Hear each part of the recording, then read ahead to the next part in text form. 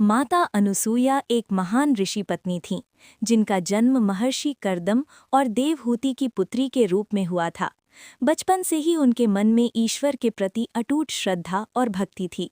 उनका विवाह महर्षि अत्रि से हुआ, जो सप्त ऋषियों में से एक थे।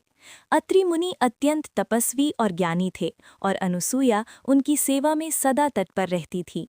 उनका आश्रम चित्रकूट के निकट मंदाकिनी नदी के तट पर था, जो अत्यंत शांत और पवित्र था।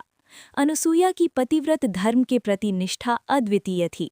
वे प्रतिदिन ब्रह्म मुहूर्त में उठकर स्नान करती थीं, पति की सेवा करती थीं और फिर आश्रम आने वाले अतिथियों का स्वागत करती थीं। उनके हाथों का स्पर्श पाकर रोगी ठीक हो जाते थे और उनके वचनों से दुखी मन को शांति मिलती थी। आश्रम में आने वाले प्रत्येक अतिथि को वे माँ की ममता से सींचती थीं। धीरे धीरे उनकी ख्याति तीनों लोकों में फैल गई और लोग उन्हें साक्षात देवी के समान मानने लगे। एक बार स्वर्गलोक में देवर्षि नारद ने त्रिदेवों की पत्नियों लक्ष्मी, पार्वती और सरस्वती के समक्ष अनुसूया के पातिव्रत्य की भूरी भूरी प्रशंसा की।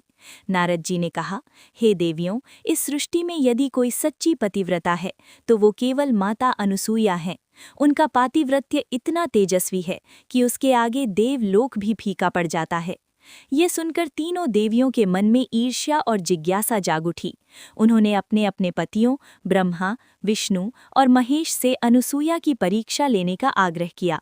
लक्ष्मी जी ने भगवान विष्णु से कहा, नाथ, यदि अनुसूया वास्तव में इतनी महान पतिव्रता हैं तो आप तीनों मिलकर उनकी परीक्षा लीजिए। यदि वे सफल हुई तो हम भी उनका सम्मान करेंगी।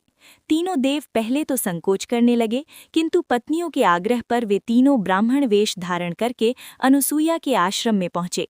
उस समय महर्षि अत्रि तपस्या के लिए वन में गए हुए थे। तीनों देव भिक्षुकों के वेश में आश्रम के द्वार पर आए और बोले, माते, हम 3 थके हारे ब्राह्मण हैं, हमें भूख लगी है, क्या आप हमें भोजन करा सकती हैं? अनुसूया ने सहर्ष कहा, हाँ, आइए, इस आश्रम में आने वाला प्रत्येक अतिथि मेरे लिए देवतुल्य है।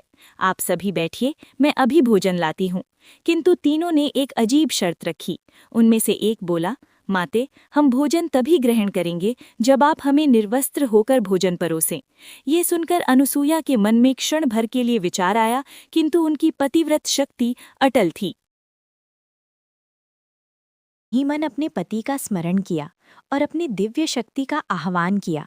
उन्होंने सोचा, ये तीनों अतिथि हैं और अतिथि देवो भव, परंतु जो मेरे पातिव्रत्य की परीक्षा लेने आए हैं उनके लिए मेरी भक्ति ही ढाल बनेगी।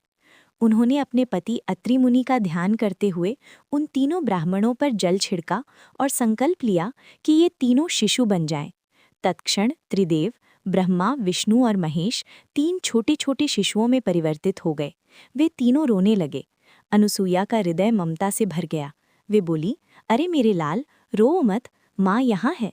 उन्होंने तीनों शिशुओं को गोद में उठाया, उन्हें दुलारा, स्तनपान कराया और पालने में सुला दिया।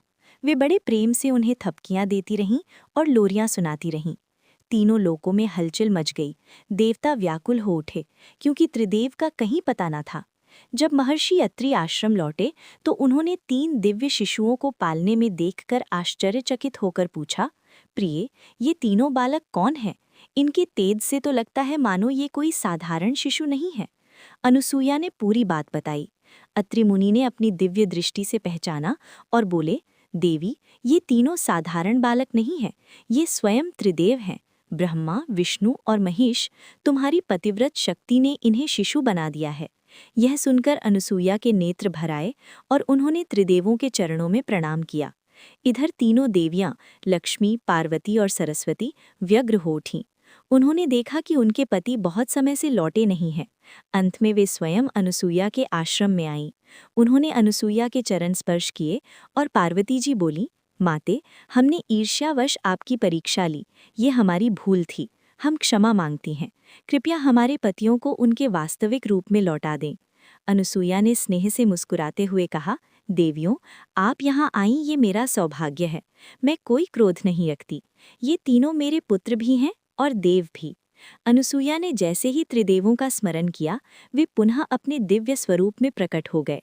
तीनों देवों ने अनुसूया और अत्रि मुनि को प्रणाम किया।